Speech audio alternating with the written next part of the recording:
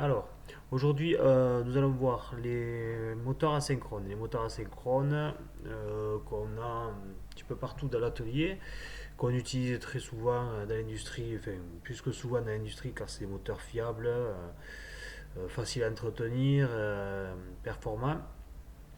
Donc, on va voir le principe de fonctionnement du moteur asynchrone. Ces moteurs, vous les avez câblés déjà en TP, au dernier TP électrique, vous avez fait tout le câblage pour les faire fonctionner. On va voir un petit peu pourquoi ce moteur, quand on envoie de l'électricité, il tourne. On va essayer de comprendre. Donc, c'est les moteurs asynchrones triphasés. Donc, les moteurs asynchrones triphasés, tri 3 phases. Alors, ici, on a un signal monophasé. Et ici, on a un signal triphasé. Vous voyez, la phase verte, rouge et jaune.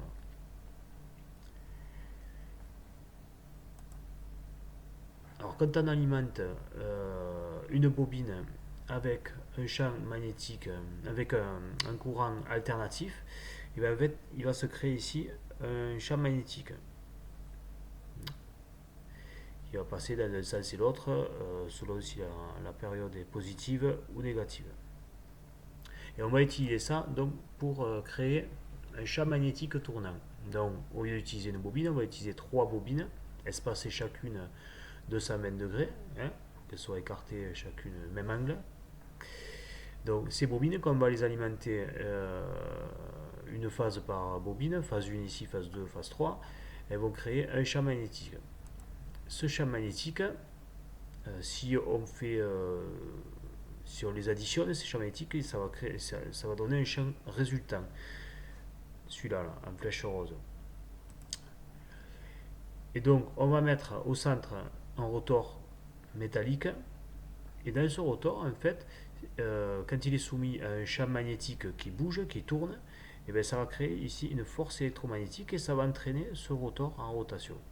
Voilà tout simplement le principe de fonctionnement d'un moteur asynchrone. Donc on le voit ici, au fur et à mesure du temps, en abscisse on a le temps, euh, les trois phases qui sont décalées. Et en fait, si on monte le champ magnétique, le résultat tournant, ouais, vous avez le champ qui tourne. Le champ magnétique qui tourne. Et c'est donc ce champ-là qui va entraîner le rotor en rotation. Alors, ce champ, il tourne, petite précision, il tourne plus vite que le rotor.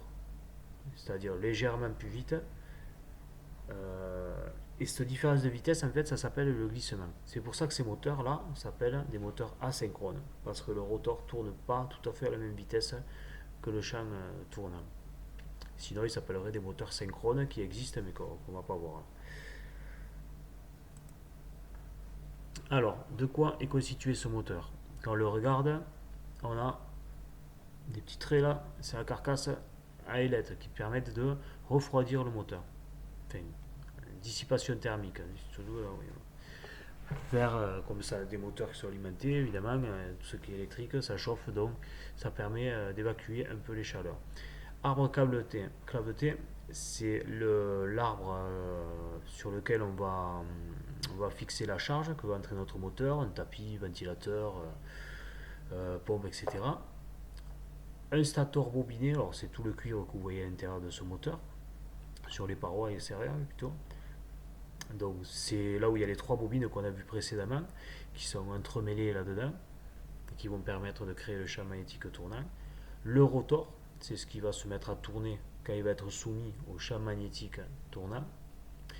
La boîte à bornes qui permet de connecter ce moteur à l'électricité. Et la plaque cinétique qui va nous donner toutes les informations sur le moteur. Si on regarde la vue éclatée du moteur, hein, on voit le stator ici avec les bobines, le rotor, des roulements à billes qui permettent de faire la liaison entre le stator et le rotor. Hein, dans tout ce qui est mouvement mécanique tournant, il y a forcément des roulements à billes pour éviter les frottements, sinon ça ne marcherait pas. La boîte à bornes où on va câbler notre moteur. Les flasques arrière pour fermer l'arrière du moteur, la flasque avant pour fermer l'avant du moteur et la plaque cinétique ici. Et ce qu'on appelle ici la carcasse métallique du moteur.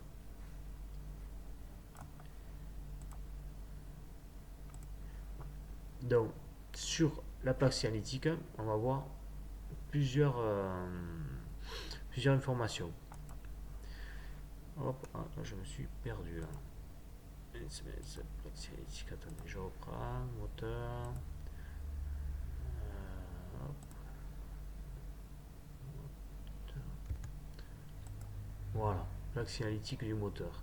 Donc ici par exemple, on voit que ce moteur a une puissance de 0,37 kW,